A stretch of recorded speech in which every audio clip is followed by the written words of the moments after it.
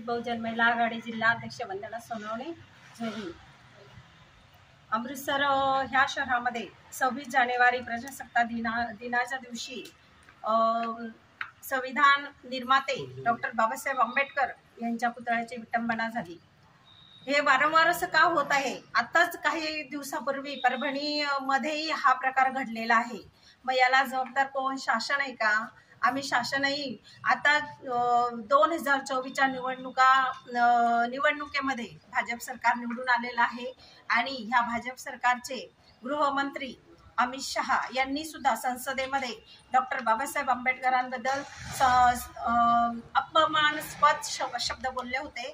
त्यामुळे ह्या मनुवादी कुत्र्यांना जास्तच यांची हिंमत वाढलेली आहे.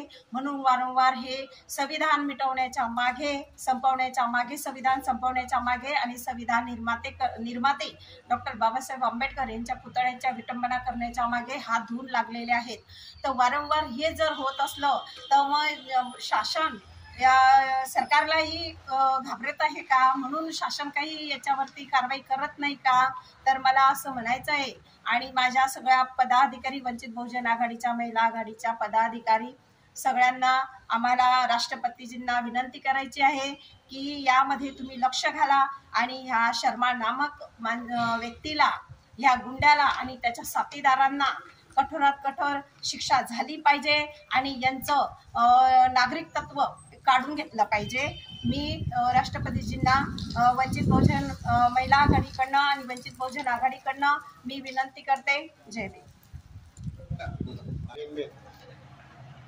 पंजाब राज्यातील अमृतसर शहरामध्ये 26 जानेवारीला डॉक्टर बाबासाहेब आंबेडकर यांच्या पुतळ्याची विटंबना एक नामक शर्मा नावाच्या व्यक्तीने या ठिकाणी केली आणि या दिवशी खूप मोठी विटंबना करून त्यांनी या देशामध्ये शांततेचा भंग केला आहे. अशा लोकांवर शासनाकडून कठोर कारवाई व्हावी यासाठी आम्ही आमच्या जिल्हाध्यक्षा वंदनाताई सोनवणे यांच्या माध्यमातून प्रांत कार्यालयावरती आम्ही या ठिकाणी निवेदन दिलेलं आहे. आणि या निवेदन देताना महिला आघाडीच्या विशेष पदाधिकारी आणि आमच्या भुसावळ शहराचे तालुक्याचे सचिव गणेशजी इंगडे या ठिकाणी आम्ही निवेदन घेऊन या ठिकाणी एकच मागणी केली आहे की यांच्यावरती शर्मा नामकच्या सोबत असलेल्या तरुणांवर या ठिकाणी कठोर शिक्षा व्हावी. एवढंच या ठिकाणी मी सांगतो.